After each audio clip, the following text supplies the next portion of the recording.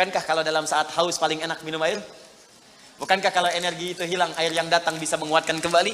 Ya kan? Bukankah air bisa menjadikan yang kotor menjadi bersih?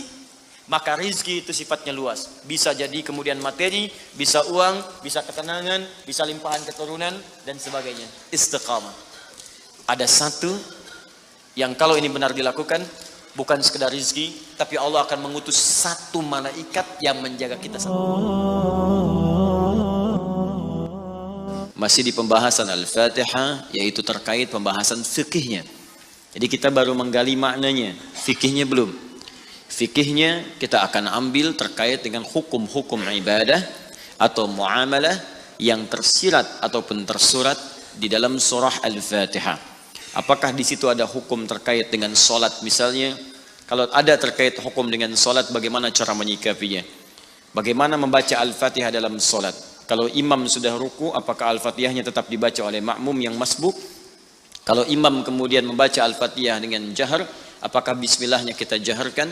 Demikian selanjutnya, insya Allah nanti kita akan bahas satu persatu setelah menyelesaikan uraian-uraiannya. Kemudian yang bagian terakhir, ini PR untuk kita semua, menyempurnakan bacaan Al-Fatihah dan pengamalannya sepanjang hidup kita. Nanti kalau sudah selesai, saya akan coba membuatkan sebuah kurikulum sebagai intisari dari kandungan Al-Fatihah yang diterapkan dalam kehidupan kita. Misal, saat kita melakukan sebuah pekerjaan, bagaimana menerapkan bismillah dalam pekerjaan kita? Seperti apa misalnya tautannya? Saat mendapatkan rezeki dari Allah, baik berupa harta benda kah, pengetahuan kah, atau tenaga kah, bagaimana menerapkan makna alhamdulillahirabbil alamin dalam rezeki itu, sehingga Allah berkenan menambahkan kembali dan memberikan rahmat dari apa yang telah kita dapatkan. Demikian seterusnya, sampai nanti yang terakhir, bagaimana menemukan teman dalam kehidupan. Dan itu kita akan coba ya, teman tersebut kita buat konsep dari mulai di keluarga sampai dengan ke tetangga, sampai kehidupan yang kita jalani. Seperti apa bimbingan mencari teman dalam surah Al-Fatihah. Nanti kita akan buatkan. Baik, di pertemuan yang lalu kita telah selesaikan pada bahasan ayat Siratal ladzina an'amta 'alaihim. Ya Allah, mohon anugerahkan kepada kami kemudahan-kemudahan dalam hidup, bimbingan cara ibadah yang benar, solusi dari setiap persoalan yang dialami. Lalu Allah berikan kepada kita jalan, kalau begitu ikuti orang-orang dulu yang pernah mendapatkan nikmat itu dari kalangan orang-orang yang bisa menjadi role model dalam kehidupan. Maka diberikan kemudian mereka ini 4 golongan. Ada dalam Quran surah keempat, seperti telah kita tuntaskan di pertemuan lalu, ayat ke-69. Wa may yuti'illaha war rasul, siapa yang mau menaati Allah dan Rasulnya. Jadi mengikuti manhaj orang-orang ini, menjadikan mereka model dalam kehidupan, itu bagian dari ketaatan kepada Allah dan Rasul. Jadi kalau bapak ibu ingin nikmat hidupnya, ingin mudah hidupnya, ingin dapat solusi dari setiap persoalan yang dialami, kata Allah, ikutilah model orang-orang hidup ini, ikuti golongan ini. Wa hasuna ulaika rafiqa, dan mereka itu teman terbaik yang bisa dijadikan panutan. Jadi kalau Anda ingin berusaha menjadikan panutan dalam hidup, maka orang-orang ini modelnya. Ketika kita turunkan model hidup orang ini menjadi panduan kehidupan kita, maka itu bagian dari ketaatan kepada Allah dan Rasul. Ya, jadi kata Allah, ikuti orang ini. Kata kita, siap ya Allah, kami ikuti pola hidup orang ini. Maka ketika kita mengikutinya, turun kalimat pertama pembukanya. Wa may yuti'illaha war rasul. Siapa yang dapat menaati Allah dan Rasul? Ya, siapa mereka ini? Faulaika ma'al ladzina an'ama Allahu 'alaihim. Maka mereka inilah yang dikumpulkan dengan beberapa golongan-golongan berikut. Ya, siapa mereka ini? Ya, minan nabiyina, golongan para nabi-nabi, was-siddiqina, orang yang membenarkan hukum-hukum Allah dan mengamalkannya dalam kehidupan. Wasyuhada, golongan para syuhada yang telah kita bahas di pertemuan lalu. Wassalihin, dan golongan orang-orang soleh yang gemar mengoleksi amal soleh dalam hidupnya. Maka silahkan turunkan jadi role model dalam kehidupan. Ya, saya pernah sampaikan pada Anda di awal-awal jumpa kita membahas tentang ayat ini. Nabi banyak dikisahkan dalam Al-Quran. Mulai dari kehidupan Nabi Adam, ya, bagaimana memulai hidup di tempat baru. Kalau diturunkan tuh indah Pak Bu.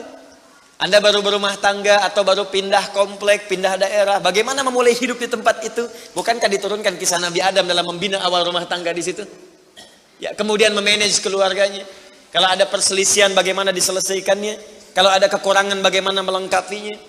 Mulai kemudian ke masa Nabi Nuh alaihissalam, yang satu taat, yang lainnya kemudian mulai menyimpang, bagaimana mendakwahi mereka? Ada. Mulai ke masa Nabi Ibrahim alaihissalam, mulai ke masa Nabi Musa, ke masa Nabi Daud, Sulaiman, sampai dengan ke Isa. Kemudian diselingi dengan kisah Nabi Ayub alaihissalam ketika merasakan sakit. Disempurnakan dengan kisahnya Nabi Yunus alaihissalam ketika dijahili di lingkungan pekerjaan. Kemudian juga ditambahkan dengan kisah Nabi Zakaria ketika berumah tangga belum dapat keturunan. Ada semua kan? Siapa yang nggak pernah sakit di sini? Pasti sakit. Bukankah ada yang sudah berkeluarga belum ada keturunan? Pasti ada. Bukankah ada orang yang kemudian berbisnis, ada banyak saingan yang kadang melukai? Pasti ada. Makanya diturunkan role modelnya untuk kita ikuti. Dari mulai bacaan zikirnya, doa-doanya, cara menyikapinya, sampai juga diberikan oleh Allah jalan untuk menyelesaikannya. Ada. Dan yang paling indah, semua aktivitas nabi-nabi itu semuanya dikumpulkan oleh Allah, kepribadiannya, keteladanannya pada satu orang nabi saja. Nabi Muhammad SAW. Makanya beliau sempurna. Turun langsung Quran surah keempat di surah yang sama, ayat 163. Ya, inna auhayna ilaika kama auhayna ila Nuhin wan nabiyina min ba'di. Muhammad SAW, kami telah berikan wahyu kepadamu. Yang wahyu ini telah kami berikan kepada Nabi Nuh, rasul pertama yang bertugas di bumi. Wan nabiyina min ba'di, dan semua nabi setelahnya. Jadi wahyu yang diberikan pada Nabi Nuh alaihissalam itu sama dengan yang diberikan pada Nabi Muhammad. Cuman perbedaannya ini yang paling menarik. Wahyu yang diberikan pada Nabi Muhammad adalah kumpulan dari semua wahyu yang pernah disampaikan pada Nabi Nuh dan nabi-nabi setelahnya. Mengumpul satu pada contoh ajaran bimbingan Nabi Muhammad SAW. Makanya silahkan Anda cek. Nabi Ayub sakit, bukankah Nabi Muhammad juga sakit? Dan saat sakit Nabi mengajarkan doa. Bahkan kata Nabi, kalau ini dibacakan dosa diampuni. Ya, ada seorang Nabi yang pedagang, pekerja, bukankah Nabi juga pernah berdagang? Ya kan? Ada Nabi Ibrahim pernah dilempari, diusir, bukankah Nabi Muhammad dilempari di Taif dan diusir dari Makkah? Ada semua. Nabi Musa menghadapi Firaun, bukankah Nabi Muhammad menghadapi Firaun di masanya? Abu Jahal, ya? Yang lain-lainnya dikejar-kejar. Nabi Musa dikejar-kejar sampai ke Laut Merah kan? Nabi Muhammad dikejar-kejar sampai bersembunyi di Gua Thur. Ada semua. Nabi Isa diancam dibunuh, mau disalib. Nabi Muhammad dikejar oleh 100 pemuda pasukan khusus. Ada semuanya. Jadi cukup satu orang Nabi, Allah utus untuk seluruh makhluk di muka bumi. Dan beruntungnya beliau adalah Nabi kita Muhammad SAW. Sempurna. Dirawat oleh Allah dengan sempurna. Bahkan di antara kesempurnaannya pernah diuji dengan penyakit. Nabi Ayub sakit, minta dulu sama Allah disembuhkan. Nabi Muhammad sakit, obatnya sudah ada dalam dirinya. Nabi Muhammad. Saya tunjukkan pada Anda di antara kesempurnaannya supaya paham kita cara memahaminya. Nabi Muhammad pernah diuji dengan sakit mata. Orang-orang yang tidak mengerti sejarah dan tak paham hadis menilai itu sebagai aib yang melekat. Itu orang belum paham. Tapi orang-orang yang mengerti kesempurnaan keadaan Nabi Muhammad SAW, dia memahami dengan cara yang sangat luar biasa. Nabi dibawa kemudian oleh pamannya untuk berobat. Ketika datang kemudian kepada seorang tabib, yang paling menarik apa komentarnya? Dan dia mengetahui. Apa jawabannya? Kenapa engkau repot-repot carikan dokter untuk menyembuhkannya? Carikan tabib untuk mengatasi penyakitnya. Ini manusia istimewa. Obatnya sudah ada dalam dirinya sendiri. Cukup keluarkan ludahnya, oleskan di matanya, maka sembuh seketika matanya. Maka ditunjukkan langsung pada saat itu, dimintakan, coba keluarkan ludahmu. Keluar ludahnya, kemudian dilapkan di matanya, selesai dan sembuh penyakitnya. Untuk menunjukkan bahwa sempurna keadaannya. Makanya saat lahir sesuai dengan ajal, ayah sudah tidak ada. Kemudian ibu cuma sebentar wafat. Kakek cuma sebentar wafat. Paman kemudian wafat. Kenapa sesuai ajal ini wafat? Salah satu hikmahnya kata para ahli sejarah, supaya Nabi Muhammad SAW disampaikan pesan indahnya bahwa beliau hanya akan langsung dirawat oleh Allah Subhanahu wa Ta'ala dan tidak tergantung dengan makhluk. Muhammad. Coba lihat, Bapak Ibu sekalian, Nabi Musa mau berdakwah kepada Fir'aun. Berdoa dulu kan?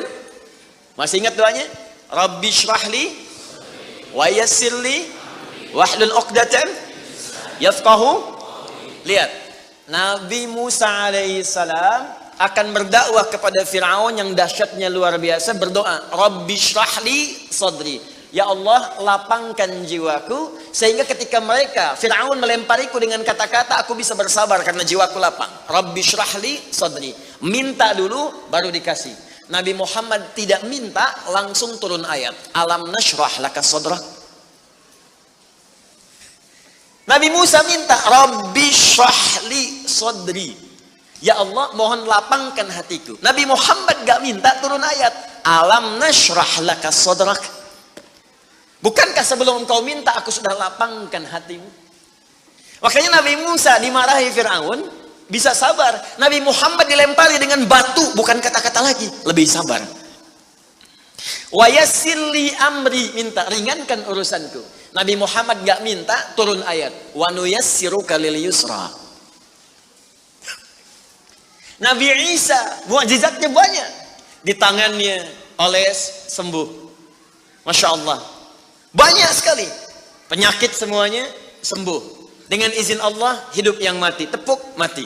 Tapi berapa yang yakin dengan kenabian beliau lantas memutuskan untuk beriman kepada Allah Subhanahu wa ta'ala?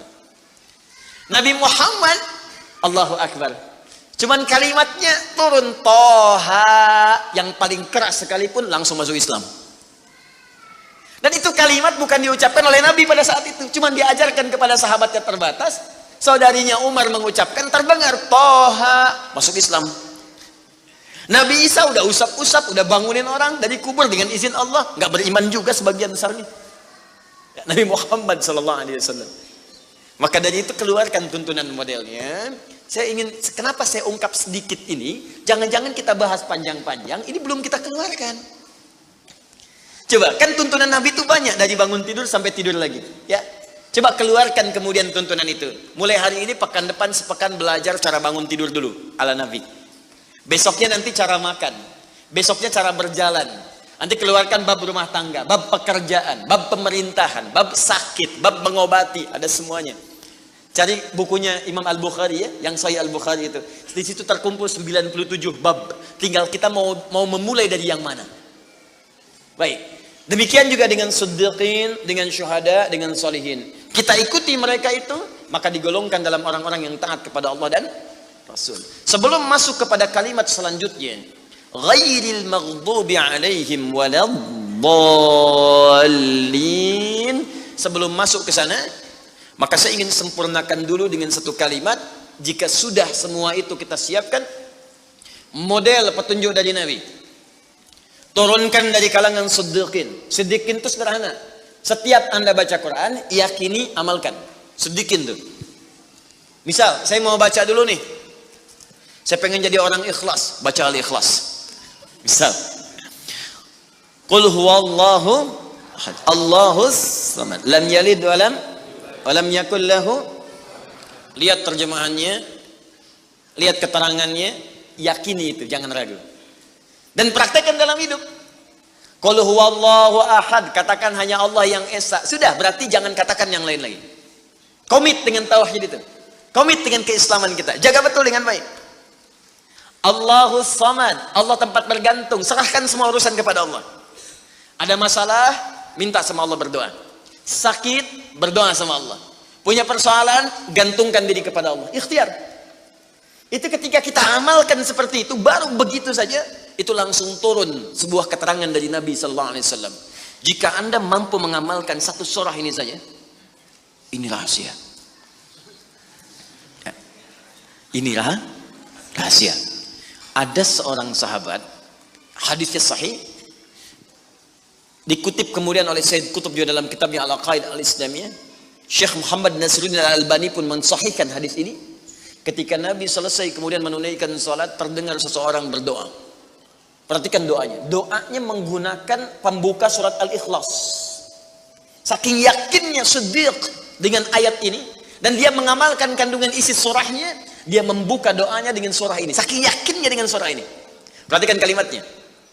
Allahumma ushhidu bi annaka antal ahadus samad alladzi lam yalid wa lam yulad wa lam yakul lahu kufuwan ahad. Allahumma inni as'aluka an taghfira liya. Hadisnya sahih. Kata orang ini, ya Allah, saya menyaksikan, meyakini ya Allah, bahwa hanya Engkau satu-satunya Tuhan yang layak dipertuhankan dan disembah. Aku meyakini bahwa satu-satunya Engkau adalah Tuhan yang menjadi tumpuan dalam setiap permohonan. Engkau tidak beranak dan tidak diperanakan, dan tidak ada sekutu bagimu. Aku nggak minta banyak ya Allah, aku hanya mohon ampuni dosa-dosaku. Begitu selesai kalimat itu diucapkan, terdengar oleh Nabi. Apa keterangan Nabinya? Perhatikan kalimatnya. At-tadri bimadza du'i? Ya fulan, tahu nggak Anda itu baru mengucapkan kalimat apa tadi? Apakah engkau paham? Engkau baru mengucapkan kalimat apa tadi dalam berdoa? Kata orang ini, wallahu wa rasuluhu a'lam. Ya Rasul, saya nggak paham apa yang dimaksudkan kecuali Allah dan Rasul yang lebih mengetahui. Ini adab. Adab, walaupun gini, kalau Anda sedang mengerjakan sesuatu dan Anda paham dengan itu, kalau ada orang lebih pintar daripada kita, ustadz, ulama, apalagi nabi, nanya pada kita, maka adabnya bilang aja nggak tahu. Karena boleh jadi mereka memiliki hikmah yang belum sampai kita kepadanya. Kalau kita jawab, saya tahu ya Rasul, nggak akan nyampe kalimat nanti. Ya. Jadi kalau Anda sedang mengerjakan sesuatu, zikir misalnya, la ilaha illa anta subhanaka inni kuntu minadh dhalimin. Tanya ustaz, datang ustaz, masya Allah pak, zikirnya bagus banget, tahu nggak maksudnya? Tahu, lewat tuh ustaz udah. Bilang aja, belum ustaz, Allah Rasulullah alam. Oh begitu, kalau belum kenapa dibaca? Ya saya pernah dengar saja, maka diterangkan, begini maksudnya pak, begini, Anda dapat ilmu baru. Makanya sahabat seringkali kalau ditanya Rasulullah, bilangnya Allah Rasulullah alam, Allah Rasulullah alam, supaya dapat ilmu baru. Itu diantara rumus di ilmu hadis. Ini kadang-kadang orang kita sekarang sahabat bukan, tabiin bukan, tanya tahu semua. Bahkan saat ditanya, buka Google dulu. Ya udah, ngapain ada ustaz? Allah wa Rasulullah alam. Maka apa jawab Nabi? Laqad da'auta bi asma'illahil a'zam. Di riwayat lain, bismillahil a'zam. Idza du'iya biha ajab wa idza su'ila biha a'ta. Tahukah Anda? Kata Nabi, Anda baru saja berdoa dengan menyebutkan dengan yakin semua sifat-sifat Allah yang maha tinggi. Nama-nama Allah yang tertinggi. Nama Allah yang tertinggi, nama tauhidnya, Al-Ahad, nama tertinggi.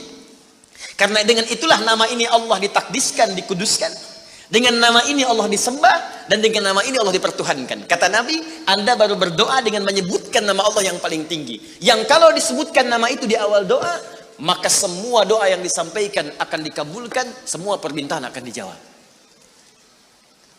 Tapi apakah semua orang yang membaca doa itu diawali dengan surah tadi akan dijawab? Belum tentu.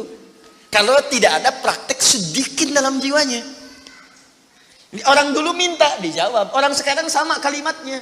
Usyhadu bi annaka antallahul ahad, as-samad, alladzi lam yalid wa lam yulad wa lam yakul lahu kufuwan ahad. Ya Allah, lancarkan rezeki saya. Tetap aja lambat dari atas. Kenapa? Karena inti ayat itu tidak dipraktekkan dulu. Diyakinkan dalam jiwa kita, benarkan ayat itu, amalkan, pakai dalam doa. Jadi, dan itu buktinya.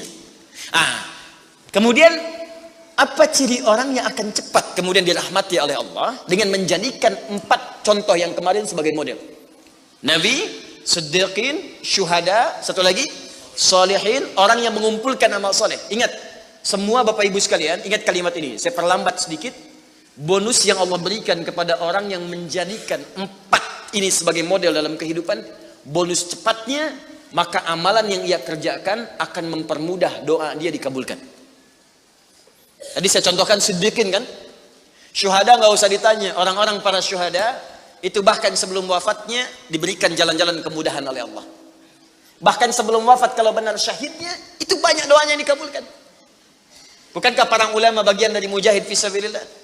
Berapa banyak para ulama yang mengangkat tangannya dikabulkan? Imam Ahmad bin Hanbal pernah lewat, kemudian ada seorang mengatakan, Syekh, anak saya sakit, tolong doa kepada Allah. Kata Imam Ahmad, kamu ini doa-doa sendiri katanya. Imam Ahmad ingin mengajarkan, kamu kan masih punya lisan. Kamu masih punya kemudian kekuatan, minta dulu sama Allah supaya ada ikhtiar. Orang itu tiba-tiba pulang, ya dengan perasaan dia agak kecewa karena Imam Ahmad tidak mendoakannya. Ternyata ketika dia pulang, Imam Ahmad berdoa kepada Allah. Ya Allah, sembuhkan anak si fulan itu. Pulang, anaknya sembuh. Allahu Akbar. Di doa ulama itu kalau benar kealimannya, kalau benar ilmunya dan khasyahnya kepada Allah, itu hujah di lisannya. Bahkan firasatnya nyata. Kadang dikasih dalam mimpi, kadang kemudian bermohon kepada Allah tanpa diketahui. Ada. Solihin juga demikian. Bahkan turun Quran surah kelima ayat 35. Ya. Paling kanan sebelah bawah, ya ayyuhalladzina amanu taqullaha wabtaghu ilaihil wasilah. Hai orang-orang beriman, tingkatkan terus takwamu kepada Allah dan jadikan takwa itu sebagai wasilah untuk meminta kepada Allah dari apa yang engkau inginkan. Dan kalau Anda cari takwa di Quran, bentuknya amal soleh. Tidak pernah kalimat takwa disebutkan dalam Al-Quran kecuali pada umumnya akan menyebut amal soleh. Contoh, kalimat takwa pertama langsung disebutkan orangnya di Al-Baqarah ayat 2. Dzalikal kitabu la hudal lil. Siapa muttaqin orang takwa di sini? Sebutkan ayat 3 dan 4-nya. Alladzina yu'minuna bil ghaib wa yuqimunas. Lihat sini. Iman dulu. Iman, baru kemudian salat. Masih ingat di pertemuan lalu, sebuah amal menjadi soleh kalau didahului oleh apa? Iman. Di iman itu nggak akan dipisahkan dengan amal soleh. Ada iman, maka amal berubah jadi soleh. Dalilnya Quran surah ke-103. Wal innal insana lafi illa alladzina amanu iman wa amilus soleh. Amal soleh. Apa wujudnya amal soleh itu? Jadi rumus cepatnya begini. Iman akan melahirkan sebuah amal yang dengan sifat iman ini menjadi soleh. Kalau iman dipadukan dengan amal soleh, maka akan berubah menjadi takwa namanya. Karena itu ketika Allah menyebutkan kalimat takwa dalam Al-Quran, baik dengan kata benda, ya, noun, muttaqin, muttaqun, atau kata kerja, verb, fi'il, tattaqun, yattaqun, ittaqau, pasti setelahnya akan bertemu dengan iman dan amal saleh. Dzalikal kitabu la hudalil. Siapa muttaqin orang takwa di sini? Alladzina yu'minuna bil ghaib wa iman lis salat. Wa mimma razaqnahum infaq, dan seterusnya. Al-Baqarah 183. Ya ayyuhalladzina amanu kutiba alaikumus iman, ya ayyuhalladzina amanu kutiba alaikumus syiyam, puasa.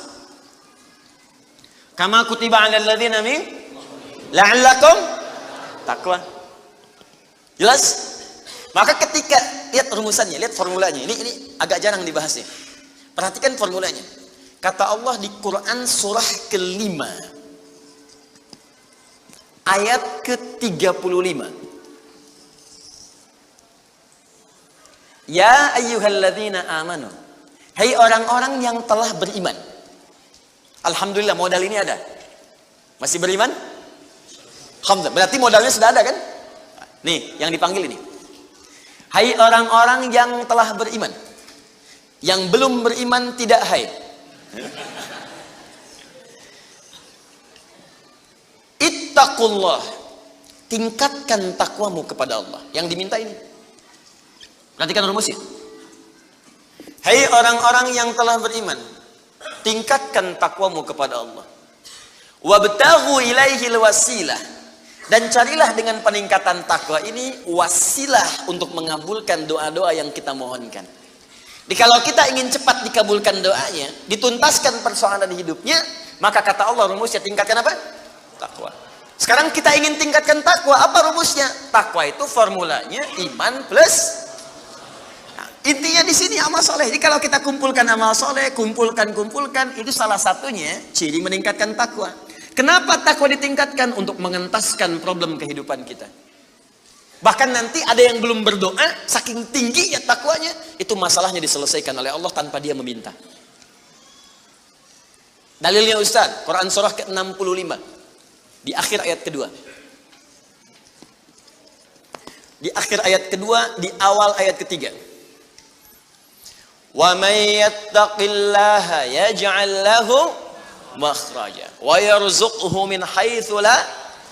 Siapa yang mampu meningkatkan takwanya kepada Allah, salatnya meningkat dari yang fardu tambah sunnah, amalan hartanya meningkat dari zakat tambah infak, amalan Qur'annya meningkat dari sekedar baca mulai kemudian tilawah atau mulai menghafalkannya, amalan puasanya meningkat dari Ramadan mencari sunnah-sunnahnya, tingkatkan.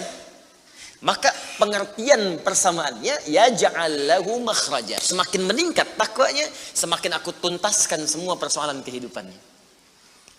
Di Bapak Ibu kayaknya nggak dapat masalah, padahal Anda tuh mengalami masalah sebetulnya. Cuman masalahnya sebelum dialami diringankan oleh Allah sehingga seakan-akan tak terasa. Ada yang langsung masalah dihadapkan di depannya, tapi diberikan ketenangan dalam jiwanya sehingga perasaannya nikmat saja. Padahal sebelumnya tidak begitu.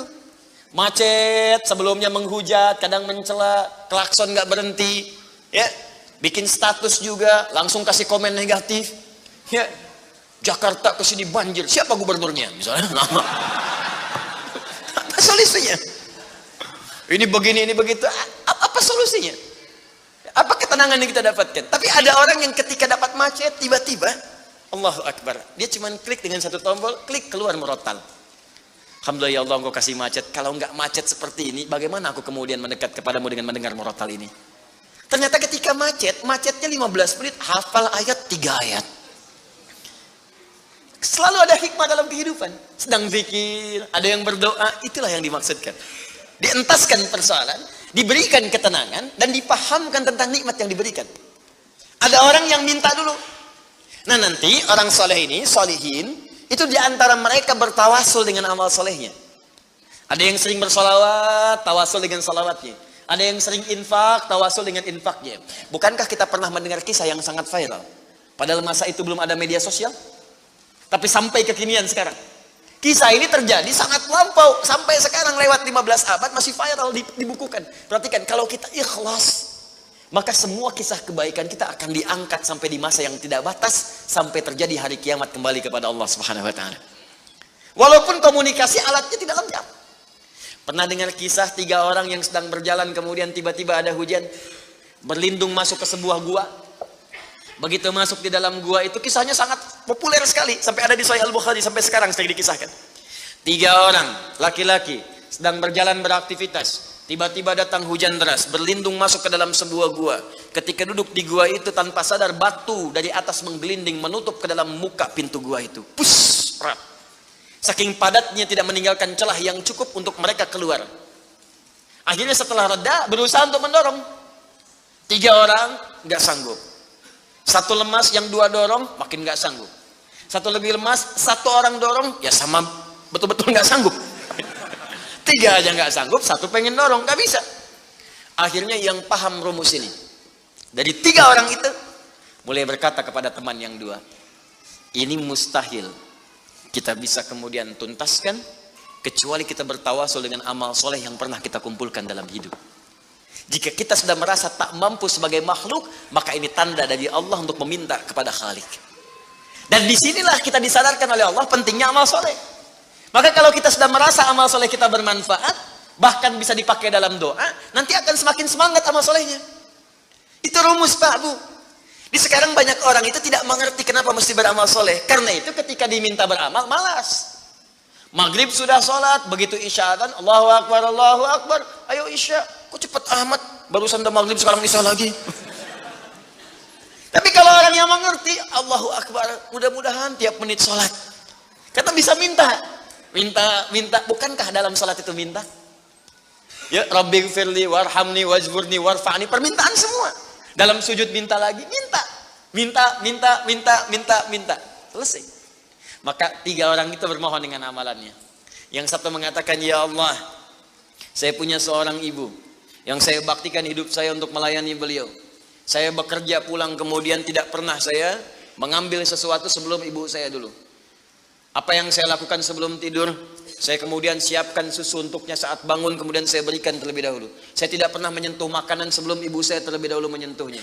Satu kali saya datang, ya Allah, mendapati beliau sudah tertidur. Maka saya tidak berani menyentuh kemudian makanan itu. Dan saya punya kebiasaan ketika bangun saya siapkan air susu. Ya, saya bayangkan ibu memberikan ASI kepada saya, maka sekarang saatnya saya memberikan susu kepadanya. Kemudian saya tunggu di sampingnya, saya sampai ibu saya tertidur sampai bangun. Ketika dia bangun, saya tidak pernah terangkan kepadanya bahwa saya memegang nampan itu dari sejak malam sampai dia bangun. Kemudian saya tuangkan, saya minumkan kepada beliau, setelah beliau menyentuh baru saya makan.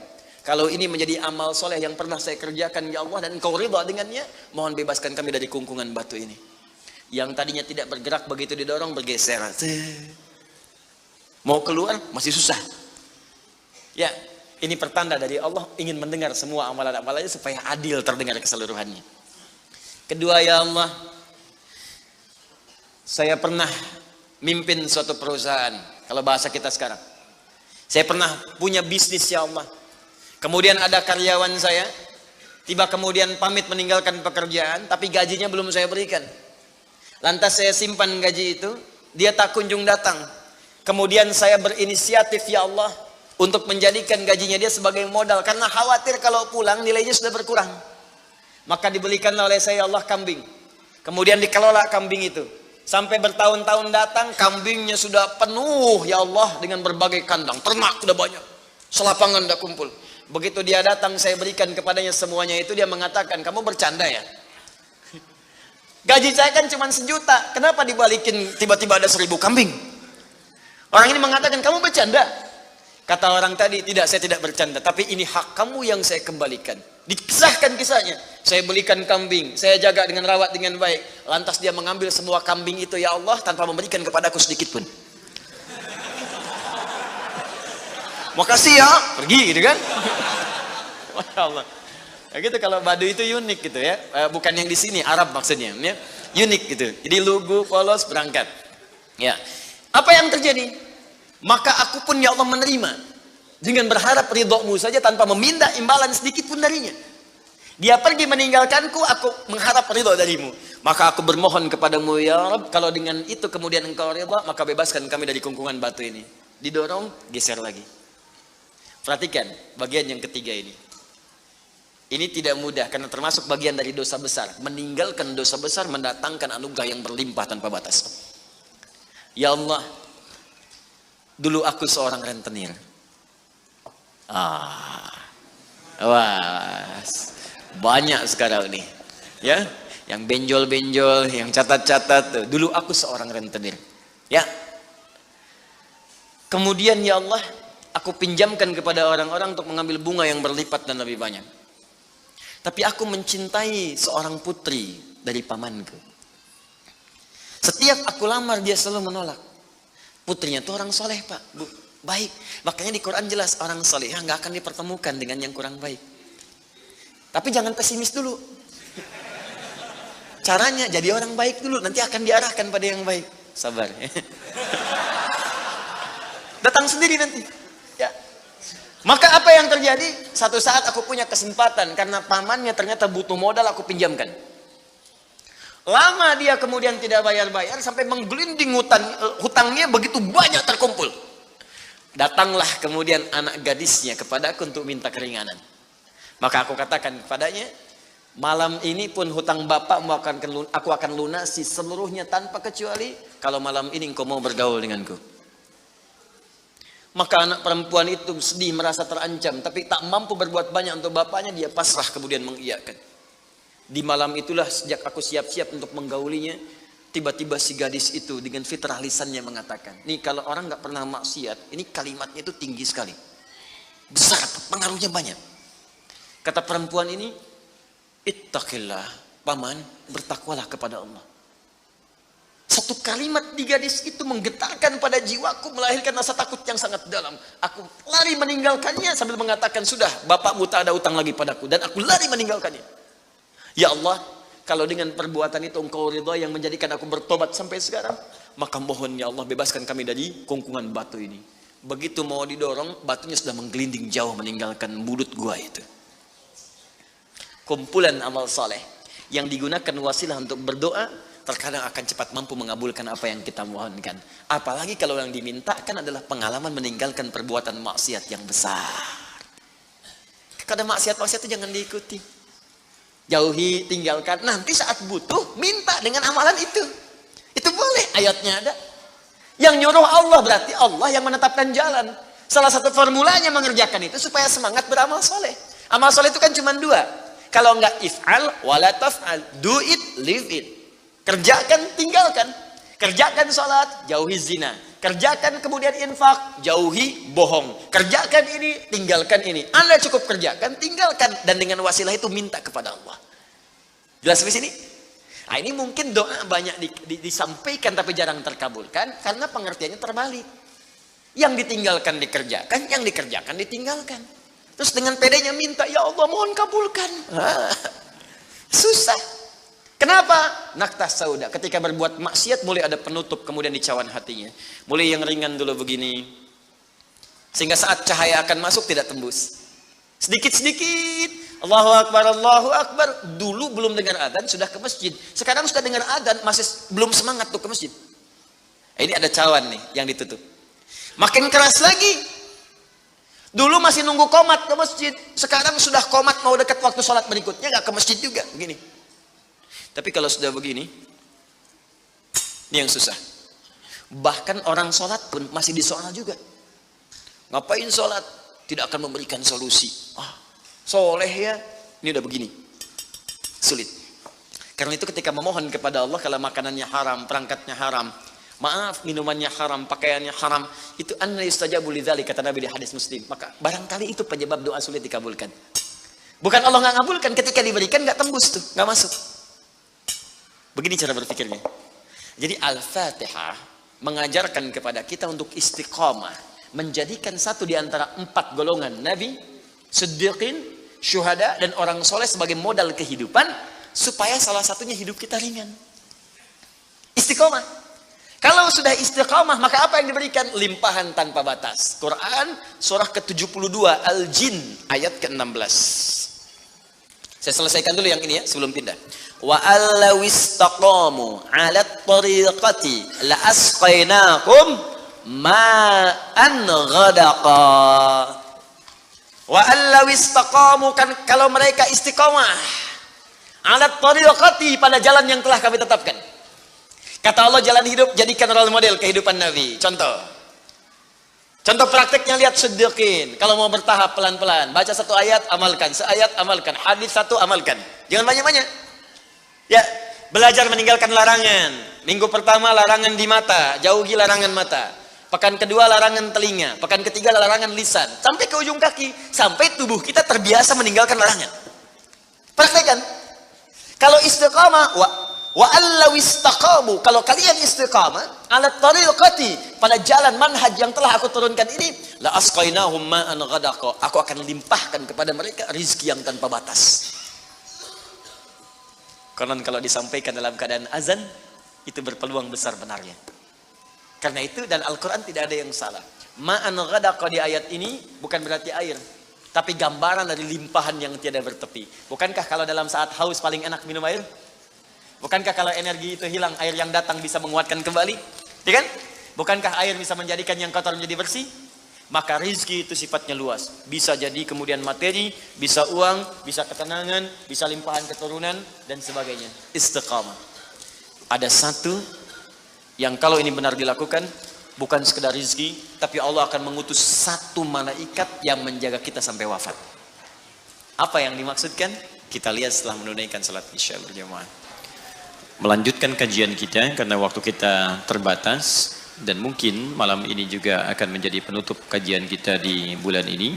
Karena itu saya ingin segera menyempurnakan sehingga kita bisa fokus untuk bisa menyimak dan mengamalkan apa yang telah kita pelajari. Baik, sebelum kita masuk kepada bahasan penyempurnaan kalimat ghairil maghdubi alaihim waladdallin, maka penting diketahui Allah memberikan pesan kepada kita untuk istiqamah di jalan Allah. Ambil role model yang jelas, ambil keteladanan yang benar, lalu pelan-pelan praktekkan semampu kita. Jangan terburu-buru juga. Kalau baru sanggup tahajud 2 rakaat, witirnya 1, bukan aib. Gak apa-apa kita kerjakan, jangan langsung paksa 11. Khawatirnya besok gak bangun lagi. Ya, gak apa-apa 2 rakaat, witir 1, yang dibaca 3 kul. ya. 1 qul huwallah, 2 qul a'udzu birabbil falaq, witir qul a'udzu birabbin nas. Subuh 4:08, bangun 4:10, enggak ada masalah.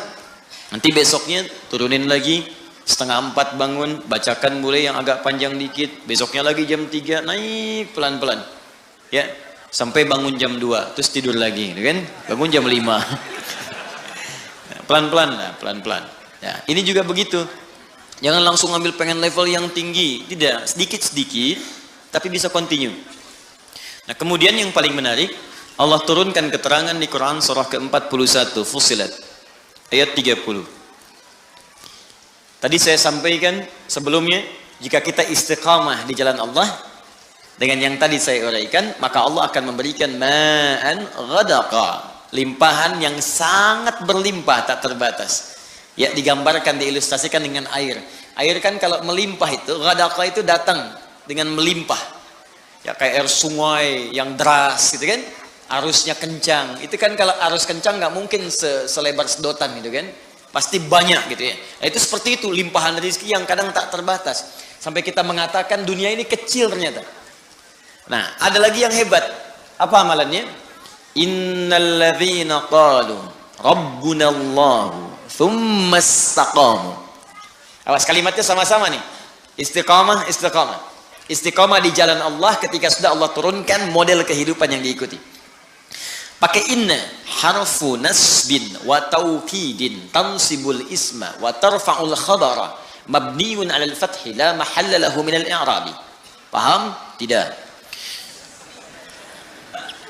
Ya, kita ngaji dengan ilmu nahwunya. Inna harfu nasbin wa tawkidin, huruf yang berfungsi menasabkan. Kalau menasabkan dalam kaidah gramatikal artinya menjadikan harakatnya itu mansub pakai fathah. Jelas? Fathah itu pembuka. Kalau fathah masuk dalam kalimat pembuka di Al-Quran, kalau masuk ke sebuah kisah, ini menunjukkan cara menerjemahkannya. Kami buka kisah ini. Contoh, ini praktek bahasa ya.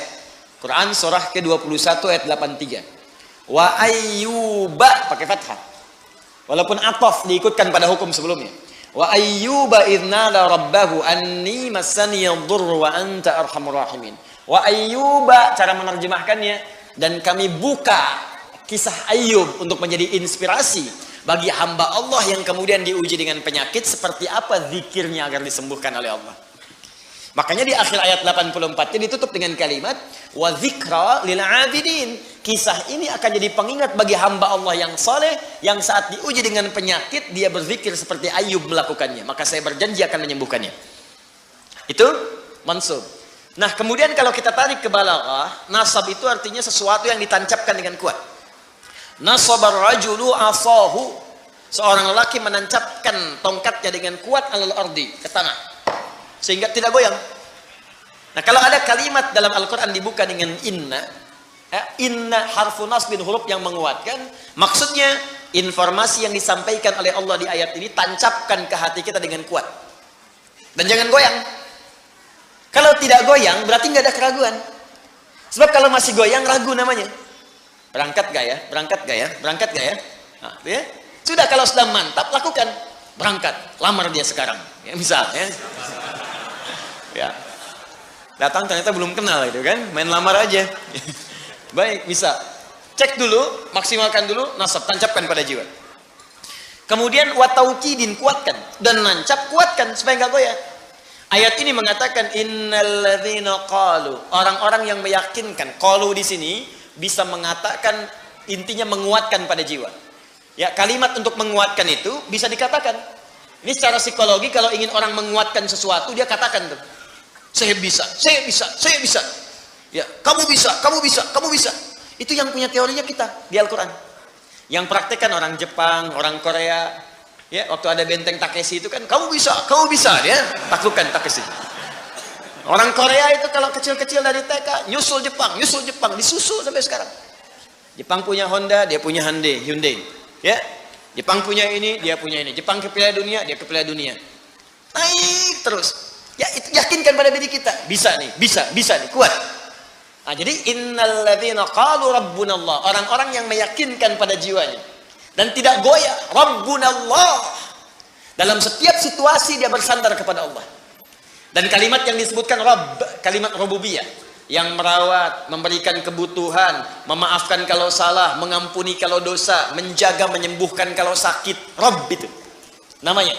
Makanya sering kalau kita berdoa menggunakan kalimat Rabb. Rabbana atina fid dunya, Rabbana zalamna, Rabbana la tu'akhidna in nasina. Memang itu yang diminta oleh Allah kalau kita sedang punya kesulitan. Turun Quran surah ke-7 ayat 172. Sejak dalam kandungan, kata Allah, tetapkan saya sebagai Tuhan. Kalau kamu yakin, nanti saat kamu butuh apapun, aku akan berikan.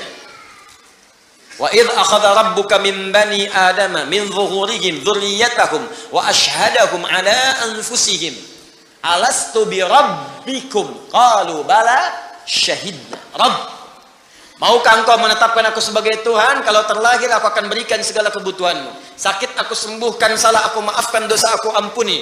Butuh aku berikan segala yang kamu inginkan. Kalau kamu butuhkan dalam kebaikan, aku akan kabulkan. Rabb. Makanya kita tagih janji Allah saat kita ke bumi, kita punya sesuatu, kita panggil Rabb, Rabb, Rabb, Rabb, Rabb. Nah, kalau orang yakin dengan Allah, dengan sifat rububiyahnya, misal prakteknya begini. Kalau Anda sedang sakit, yakin Allah pasti sembuhkan. Lalu ikhtiar. Yakin dulu sama Allah. Dia ada kalimat-kalimat, ya Allah, kenapa saya yang sakit, ya Allah? Kenapa bukan tetangga saya saja, ya Allah? Kenapa saya yang diuji begini, ya Allah? Kenapa saya harus mengalami ini, ya Allah? Tidak. Hadirkan dalam jiwa, tancapkan, jangan ragu. Alhamdulillah, ya Allah, engkau pilih saya bukan yang lain. Engkau percaya kepada saya bukan yang lain. Engkau uji saya bukan yang lain. Alhamdulillah, ya Allah. Dan tidak mungkin kau memberikan sebuah ujian kecuali kau sandingkan dengan kemudahan. Lalu Anda bacakan tadi yang tadi, inna ma'al usri, inna ma'al usri. Bacakan itu, lalu minta berdoa kepada Allah. Ya Allah, engkau yang berjanji, engkau yang menepati. Engkau katakan dalam setiap kesulitan pasti ada kemudahan. Dan saya memohon dengan segenap janji dan kemuliaan kau sebutkan dalam Al-Quran. Minta, cepat diberikan. Ya, minta dengan bahasa yang indah. Itu dapat. Nah, itu jarang kita pakai, cuman dibaca, nggak diamalkan. Kalau kita konsisten dengan itu, di pekerjaan ada kesulitan, pasti Allah mudahkan, yakin saya. Jadi Allah itu bukan sekedar diucapkan, tapi dihadirkan, diikuti dalam jiwa. Bimbingannya, pedomannya, dirasakan mengawasi kita. Itu kalau orang sudah begitu, semua disandarkan kepada Allah, tawakalnya tinggi, disandingkan dengan ikhtiar yang positif. Pertama, dia nggak akan kecewa. Nggak ada gelisah dalam jiwanya. Saya tanya begini, Bapak Ibu ta'lim ke sini karena Allah atau karena Ustad? Ngaku. Allah. Ntar Ustadnya nggak ada, ya. Nah Allah. Kalau karena Allah, Anda nggak akan peduli. Ustadnya datang atau tidak, karena niat saya itu Allah. Karena Allah. Sama pengajar juga begitu, karena niatnya karena Allah bukan karena jamaah, banyak sedikit gak ada ukuran. Karena pahalanya sama saja. Ketika seorang mengajar, pahala diturunkan. Mau jamaahnya satu, gak ada masalah. Makanya ada seorang syekh yang pernah saya kisahkan, jamaah banyak beludak. Satu kali yang hadir cuma 1-2 orang. Tapi semangatnya gak berkurang, menggebu-gebu, nyampaikan dengan benar. Orang bingung, syekh kemarin banyak orang, Anda begitu, sekarang cuma 2, begitu juga. Apa Anda gak kurang semangat, cuma melihat 2 orang? Apa jawab syekh ini? Saya ini kan mengajar karena Allah. Allah yang perintahkan. Saya nggak peduli mau datang atau tidak. Tetap saya akan berikan yang sama karena Allah yang perintahkan, bukan karena manusia yang hadir. Karena nggak akan kecewa. Ya, diminta Ustaz Adi nih, Ustaz Adi, tiba-tiba yang datang misalnya Ustaz Asep, ya, nggak ada masalah. Ustaz Michael, Ustaz Stephen, nggak ada masalah. Ya, boleh jadi ada hikmah lain yang Allah inginkan di situ. Jelas ya? Nah, apa yang hebat diantaranya? Innalladzina qalu rabbuna Allah. Orang-orang yang tawakalnya kuat kepada Allah. Lillah, ikhtiar lillah. Cari kerja karena Allah. Nggak dapat hari ini, alhamdulillah Allah ridha. Yang penting ridha dengan ikhtiar saya. Ikhtiar itu menghadirkan rezeki, bukan pekerjaannya. Ingat ikhtiarnya. Begitu ikhtiar keluar, rezeki akan diturunkan. Atau diakumulasikan pada puncak ikhtiar yang nanti kita dapatkan. Kemudian, perhatikan kalimatnya. Tatanazzalu alaihimul malaika. Maka Allah akan menurunkan malaikat spesial untuk menjaga orang itu. Insyaallah. Alla takhafu, dijaga supaya nggak khawatir, nggak gelisah, tenang. Karena orang tawakal itu tenang, enak. Jalan hujan, alhamdulillah. Macet, alhamdulillah. Selalu ada solusi. Di rumah tangga ada persoalan, insya Allah selesai, insya Allah selesai. Gitu aja gitu. Jadi kata-kata kasar itu nggak harus keluar. Tangan-tangan diletakkan pada tempatnya. Ya, piring-piring punya haknya. Pintu juga punya haknya, semua ada. Itu gambarannya. Jadi malaikat itu memberikan ketenangan pada jiwanya. Jangan marah, sabar, tenang. Wala tahzanu, nggak sedih dengan kehidupan yang dialami. Bukan nggak punya masalah ya, ada.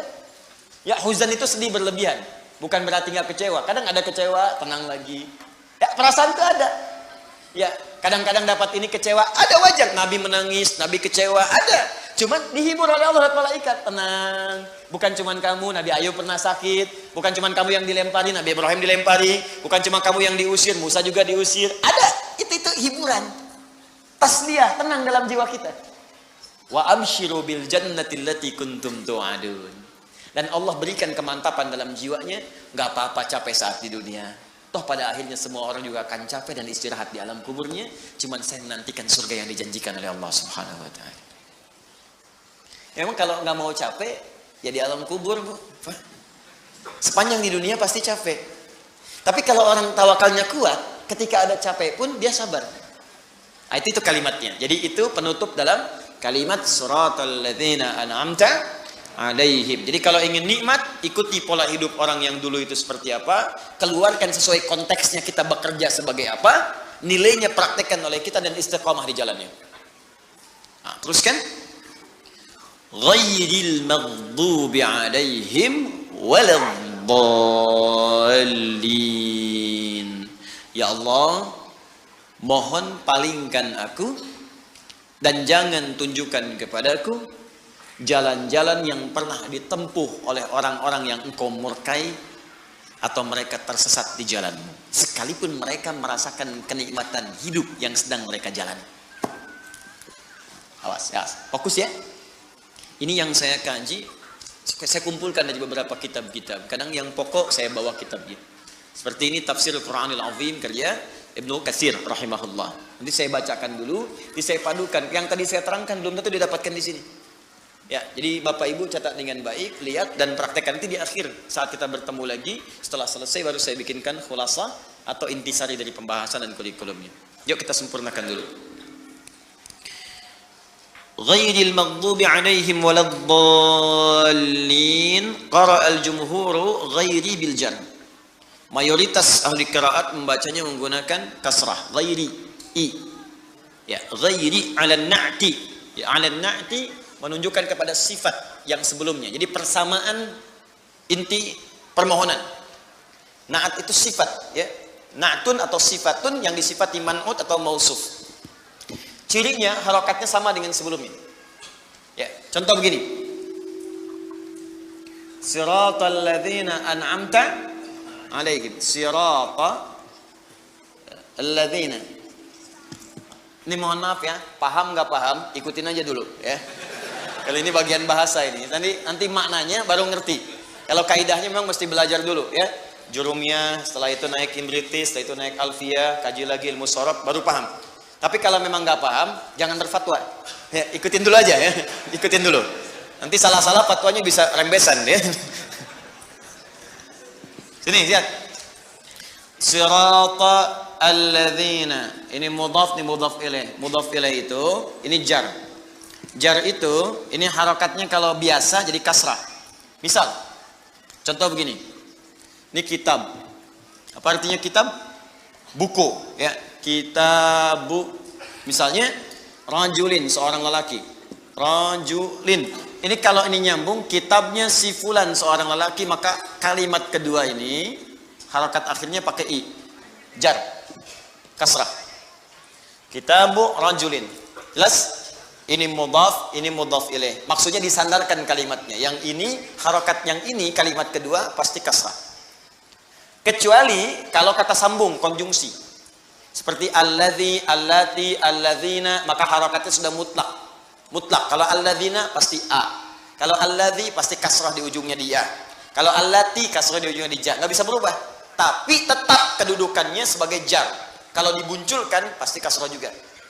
Karena itu Kalau ada kalimat kemudian dikembalikan maknanya ke sini, misal kitabu rajulin, misalnya kita sebutkan jamil. Kitabu rajulin, buku lelaki itu. Lelaki ini ingin diberikan keterangan tambahan. Lelaki yang mana? Banyak laki-laki di sini. Si ganteng. Ya, lelaki yang ganteng. Maka ganteng bahasa Arabnya jamil. Karena ini akan menyifati atau menerangkan kalimat yang ini. Dan harakatnya adalah kasrah, maka ini ikutkan kasrah juga seperti ini. Kitabu rajulin jamilin. Intinya samakan harakatnya dengan yang ini. Sama-sama i. Yang ini siratal ladzina an'amta alaihim. An'amta alaihim. Kita mengatakan, ya Allah, berikan kepada kami petunjuk jalan-jalan orang-orang yang sirata alladzina. Kedudukan alladzina di sini orang-orang yang sama dengan yang ini. Kalimat yang disandarkan. Hukumnya jar, harakatnya kasrah. Cuman karena konjungsi kata sambung, maka harakatnya tetap jadi fathah. Padahal hukumnya mesti jar begini. Jadi kalau ada kalimat setelah ini ingin disifatkan ke sini, atau ingin disifatkan ke sini, walaupun bentuknya sama atau ingin dihindari dari sifat-sifat yang ini, sama atau bertolak belakang, maka cirinya harakatnya jadikan sama dengan yang di sini. Ikutkan.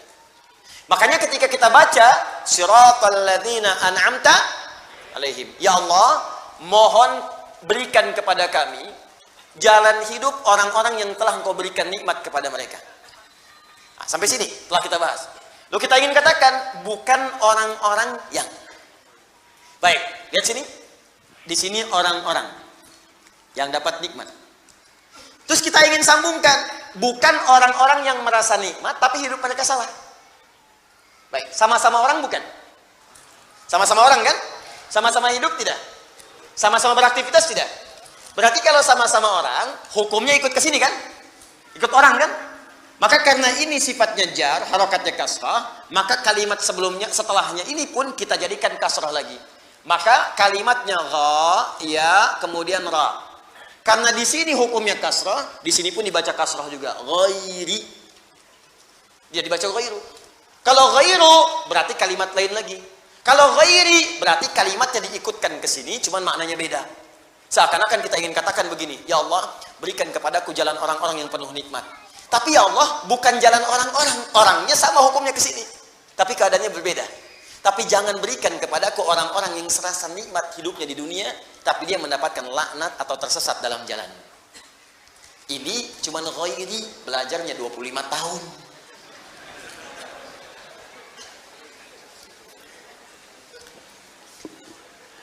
Ini memang dalam Pak Bu, nggak paham nggak apa-apa, nggak paham nggak ada masalah. Yang penting kita bisa memahami maknanya ketika mengamalkan kandungan dia.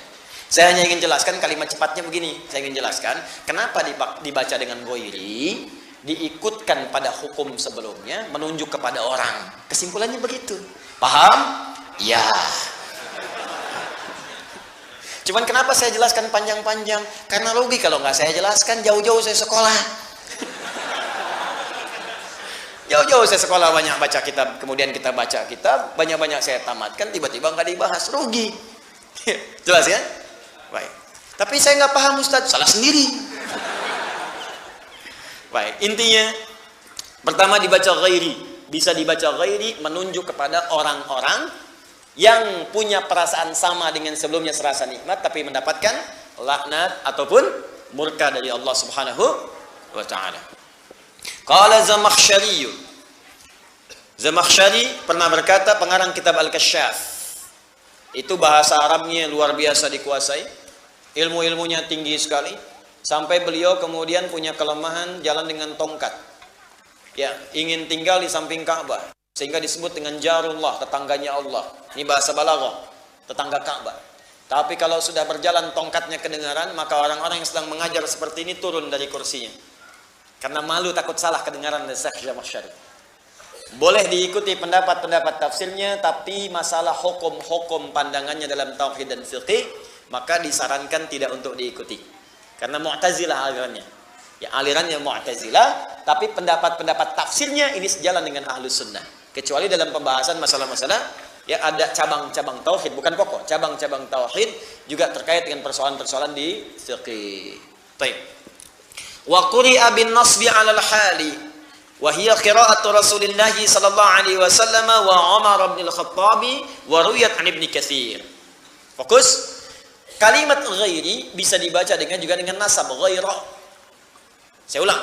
Di ghairi bisa dibaca dengan ghaira. Jadi kalau nanti ada yang baca ghaira dalam tafsir, ya ghairal maghdubi, jangan disalahkan karena bacaan ini pun bersumber dari Rasulullah sallallahu alaihi wasallam. Umar bin Khattab pernah baca dengan ghaira, juga diriwayatkan dari Ibnu Katsir rahimahullah salah satu qurra. Ya, di antara qurra. Paham sampai sini?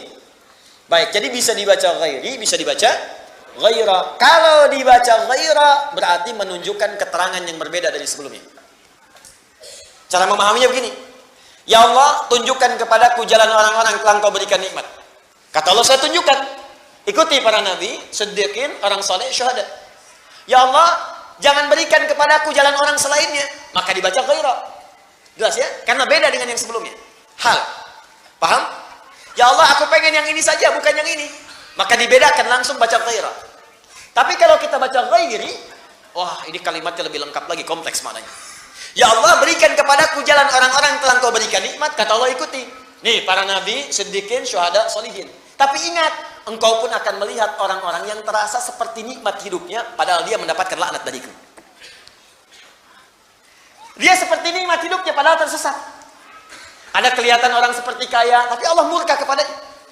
Ada orang kelihatan seperti punya kedudukan, punya kemampuan, punya kenyamanan, kemapanan materi, tapi Allah murka kepadanya dan mengatakan tersesat dalam kehidupan, bahkan diancam oleh Allah Subhanahu wa taala. Saya tanya kepada Anda, ada orang yang pernah merasa hidupnya nikmat diabadikan dalam sejarah tapi Allah melaknatnya? Banyak. Contohnya siapa? Firaun. Contohnya siapa? Qarun. Bukankah Qarun merasa enak dalam hidupnya? Tapi kemudian dikubur hidup-hidup kena likuifasi? Bukankah kemudian Haman merasa hebat dengan otaknya tapi terkubur bersama Firaunnya? Bukankah Namrud pernah merasa berkuasa tapi hancur ditelan oleh kehidupan bumi? Jadi Anda akan saksikan, kata Allah, ada orang yang kena fata morgana, pengen ikut seperti nikmat mereka tapi jauh dari Allah Subhanahu wa taala. Karena itulah bisa dibaca dengan ghairi. Al-Quran itu indah, cuman baca satu huruf, harokatnya beda, maknanya bisa sangat lengkap, luar biasa. Jelas? Jadi kalau dibaca ghaira, saya nggak pengen seperti orang ini. Kalau dibaca ghairi, diterangkan orang-orang seperti mendapat nikmat, padahal dia salah dari jalur Allah Subhanahu wa taala. Paham? Baik, siapa orang-orang ini? Yang kelihatan nikmat tapi tidak Allah sukai, yang kelihatan nyaman tapi sedang tersesat, atau yang kedua, kita langsung bermohon kepada Allah, ya Allah, walaupun belum tampak dalam pandangan saya, jauhkan saya dari mereka dan dari sifat-sifat mereka. Jangan sampai saya seperti itu. Baik dibaca ghairi ataupun ghaira. Yuk kita lihat. وذو الحال الضمير في عليهم والعامل أنعمت عليهم ممن تقدم وصفهم ونعتهم وهم أهل الهداية والاستقامة والطاعة لله ورسوله وامتثال أوامره وترك نواهيه وزواجره غير صراط المغضوب عليهم وهم الذين فسدت إرادتهم. Dengan keterangan kalimat ini baik dibaca ghairi ataupun ghairu, Allah memberikan gambaran kepada mereka, maksudnya kita semua yang membaca ayat ini, ya, supaya mereka mengikuti ahlul hidayah, ya, berpedoman kepada orang-orang yang mendapatkan hidayah Allah, wal istiqamah wat ta'ah, orang-orang yang istiqamah, yang taat. Jadi Allah sampaikan kepada kita, ikuti orang-orang taat, ikuti orang-orang istiqamah, ikuti orang-orang yang dapat hidayah, 4 golongan tadi. Ya, kemudian wamtithali awamirihi, dan berusaha menunaikan perintah-perintah Allah, wa tarki nawahihi, dan meninggalkan larangan-larangannya. Dicari model seperti itu dari 4 tadi. Makanya tadi saya katakan di awal, kerjakan perintah, jauhi larangan. Kemudian selanjutnya, wa zawajiruhu ghairu siratal maghdubi alaihim, dan sekaligus dengan kalimat ini meminta kepada Allah agar dihindarkan dari sifat orang-orang yang merasa nyaman hidupnya di dunia tapi ternyata dilaknat oleh Allah. Atau memang ada juga yang tidak nyaman tapi juga dilaknat. Wah, ini yang paling menyedihkan. Sudah hidup gak enak, langsung dicela juga oleh Allah. Ya, Masya Allah. Nah, maka siapa mereka ini? Yuk kita baca. Alladzina fasadat iradatuhum fa'alimul haqqa wa 'adalu anhu. Pertama kata Allah, ini berlaku hukum umum bagi orang-orang yang fasadat iradatuhum, orientasi hidupnya sudah nggak jelas. Ini tolong dilihat, orang nggak jelas tuh begini kata Al-Quran. Mudah-mudahan kita masih jelas ya. Baik. Masya Allah, tulisan nggak jelas, nggak enak, ya kan? Baik. Wajah nggak jelas, nggak enak juga, ya kan? Keterangan nggak jelas, nggak nyaman, ya. Orangnya nggak jelas, bagaimana kemudian kita menyikapinya? Satu kata Allah, ini langsung diterangkan, kemudian keterangannya ghairil maghdubi atau ghairal maghdubi alaihim. Pertama, bukan golongan orang yang dibenci oleh Allah. Ghairil maghdub, orang yang dibenci oleh Allah. Allahu Akbar. Benci manusia dia udah susah, jadi benci Allah mau lari kemana? Ghairi atau dibaca ghaira, saya tanda kurung, al-maghdubi alaihim. Siapa mereka ini? Kata Ibnu Katsir rahimahullah, penulis kitab Ibnu Katsir atau Al-Qur'anil Azim, mengatakan ini pertama punya ciri umum. Oh, hati-hati dengan ciri ini. Artinya kalau ciri ini melekat pada seorang hamba, berarti tanda hamba itu sedang tidak disukai oleh Allah Subhanahu wa taala. Ciri pertama, alladzina fasadat iradatuhum. Orang-orang yang alladzina disebutkan 1080 kali dalam Al-Quran. Kalau di ilmu nahwu disebut ismun mausulun yadullu alal jam'il jam'iyah. Huruf sambung keterangan menunjukkan bentuk jama tanpa batas. Bisa laki-laki, perempuan, tua, muda. Masuk kategori balik, kaya, cukup, semua tanpa batas. Fasadat iradatuhum, yang orientasi hidupnya sudah tidak jelas. Rusak. Fasad itu rusak. Jadi kalimatnya sudah bukan gak jelas lagi, rusak. Papan tulis, tulisannya nggak jelas. Papan tulis, tulisannya tidak jelas. Dengan yang kedua, papan tulis yang rusak. Beda kan? Ada orang yang orientasi hidupnya tidak jelas. Yang kedua, memang hidupnya sudah rusak. Kalau manusia yang menyebut rusak, mungkin persepsinya bisa berbeda.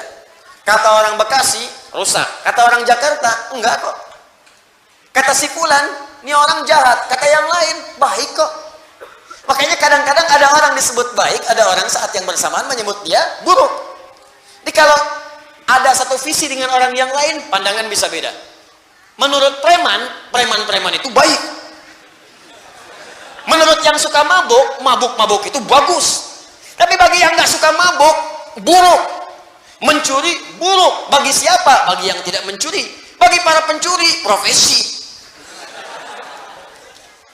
Bagi kita korupsi, buruk. Yang nggak korupsi. Bagi koruptor, itu peluang. Bagi pezina, zina itu bagian kehidupan. Bagi yang nggak zina, nggak akan menikmati. Ya, bagi pelaku maksiat, maksiat itu memang bagian dari kehidupan. Bagi orang taat, benci. Makanya kalau ada bagian dari yang halal sudah nggak suka dalam hidup kita, pandangan sudah nggak suka melihat yang halal dari pasangannya, pendengaran sudah nggak suka mendengar yang halal, artinya ada bagian maksiat masuk ke dalam bagian tubuhnya. Ada yang paling tinggi, rusak kata Allah. Sehingga dengan rusaknya itu, mohon maaf, dia mendapatkan murka Allah Subhanahu wa ta'ala. Telinga rusak, mata rusak, lisan rusak, hati rusak. Siapa orang-orang itu? Alladzina alimul haqqa wa hum alimu al-haqqa wa adalu anhu. Allahu akbar, na'udzubillah min haula. Mereka itulah orang-orang yang sudah mengerti sebuah kebenaran dengan jelas. Benar. Jelas, hujahnya nggak bisa dibantah lagi. Memang jelas. Dan mereka yakin itu benar. Mereka tahu ini benar. Tapi mohon maaf, dengan pengetahuan itu justru mereka berpaling dari kebenaran yang dimaksudkan. Udah tahu benar, diingkari. Udah tahu benar, nggak dikerjakan. Udah tahu kemudian salah, masih dilakukan juga. Sudah tahu kata Allah ini yang benar, dia tinggalkan ini yang salah, dia kerjakan. Maka ini ciri pertama pada orang-orang yang hidupnya sudah tahu kebenaran hak. Kebenaran itu dibagi dua. Ada sidqun, sad, dal, qaf. Ada hakun, itu berbeda. Lihat sini. Ada as-sidqu. Ma yahtamilu sidqa wal kadhib. Kalau disebutkan kalimat sidqun, itu persepsinya bisa beda. Kadang menurut si A itu benar, menurut si B itu salah. Beda persepsi. Ibu datang mau ke pengajian, datang kepada papa. Papa, mama mau ke pengajian, bagus. Menurut papa gaunnya mana yang paling bagus ya? Hijau atau biru? Kata papa, biru deh mah. Kayaknya hijau deh. Beda persepsi. Jadi menurut ibunya hijau, menurut suaminya biru. Itu padahal dua-duanya mungkin benar atau juga mungkin salah. Begitu keluar pakai kuning. Baik, tapi kalau hakun, al-haq, itu artinya kebenaran yang sudah memang benar dan buktinya nyata, sulit untuk ditolak. Dan satu-satunya kebenaran yang tidak bisa dibantah lagi, kebenaran yang bersumber dari Allah Subhanahu wa taala. Quran surah kedua ayat 147. Al-haqqu mir rabbika fala takunanna minal mumtarin. Semua yang hak itu pasti sumbernya dari Allah Subhanahu wa taala, maka jangan pernah ragu saat Anda mendapatinya. Nah, kalau orang sudah mendapatkan keterangan hak, lantas kemudian dia menyalahinya, maka Allah benci dengannya. Murka, rusak lantas hidupnya. Apa hak yang paling tinggi? Hak tauhid. Allah terangkan dengan jelas. Silahkan dibuka dimanapun, cuma dalam Al-Quran yang mengatakan saya Tuhan, sembah saya, kata Allah. Quran surah ke-20 ayat ke-14. Innani anallahu la ilaha illa ana, kata Allah, fa'budni. Saya Allah, fitrah ketuhanan, berani mengatakan saya Tuhan. Jadi kalau ada yang bukan Tuhan, tidak akan bisa mengatakan saya Tuhan. Karena Quran itu firman Allah, dan Allah memiliki sifat-sifat ketuhanan. Karena punya sifat ketuhanan, punya bagian ketuhanan, dan sempurna ketuhanannya, maka berani mengatakan saya Tuhan. Makanya keterangan ini Anda nggak akan temukan dalam buku manapun dan kitab manapun, kecuali di Al-Quran. Kenapa? Karena fitrah manusia tidak bisa mungkin mengatakan lisannya saya Tuhan. Mustahil. Allah mengatakan saya Tuhan. Tidak ada Tuhan selain saya. Kemudian menyampaikan kepada kita untuk belajar, cerna dengan akalmu. Ini saya bandingkan secara logika. Ya, makhluk tidak sama dengan Khalik. Jadi kalau makhluk punya sifat A, pasti Tuhan akan beda. Karena Tuhan mesti beda dengan makhluk. Turunkan ayat ini, turunkan ayat ini, turunkan ayat ini. Sampai sempurna kita dapatkan pengetahuan. Tapi kalau kita sudah sadar Allah itu Tuhan yang benar, masih berpaling juga dari situ. Nah ini satu, Allah nggak suka. Turunannya, sifat-sifat misalnya kenabian. Misal yang paling contoh, Ibnu Katsir menyampaikan contoh dengan jelas. Misal,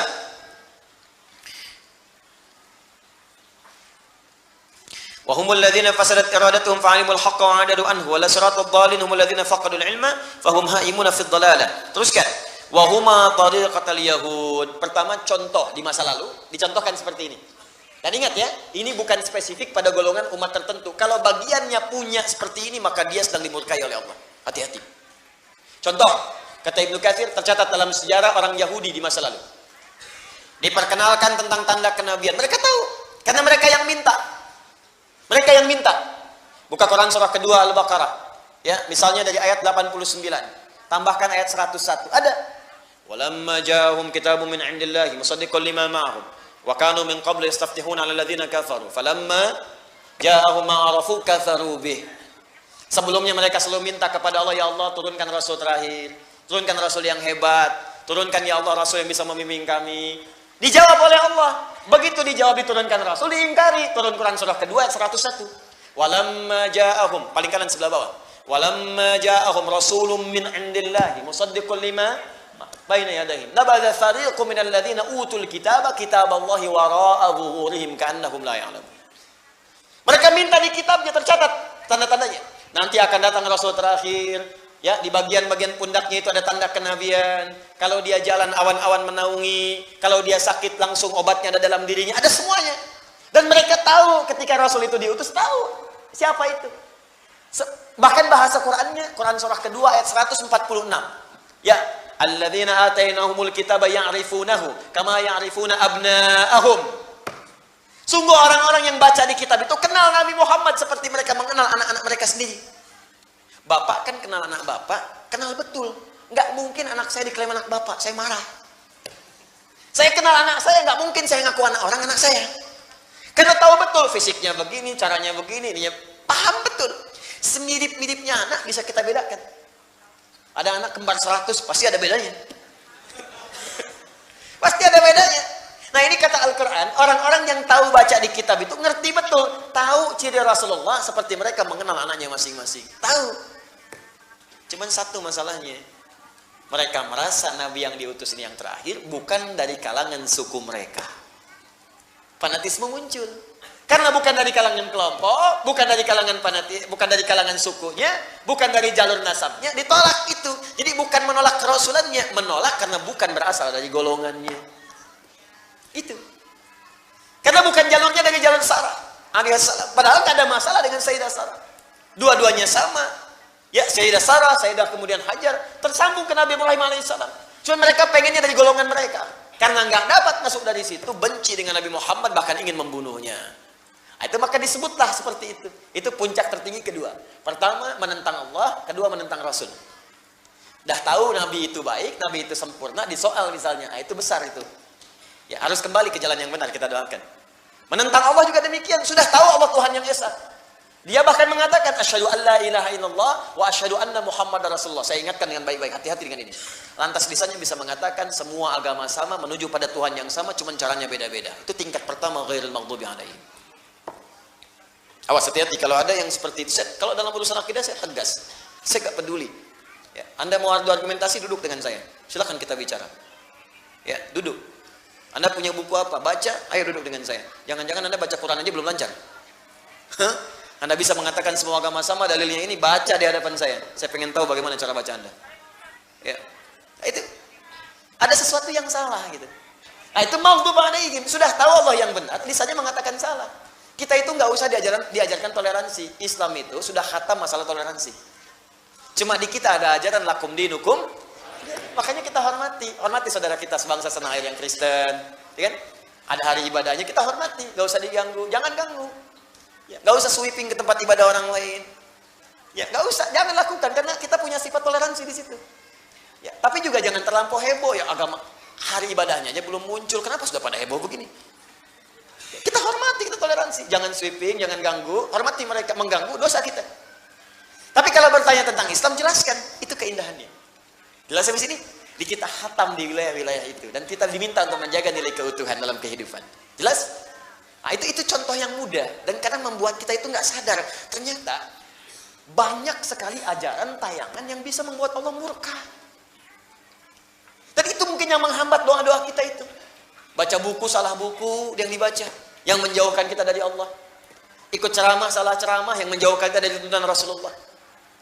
Mendengar sesuatu, salah baca, mungkin itu yang menjadikan doa itu jarang terjawab.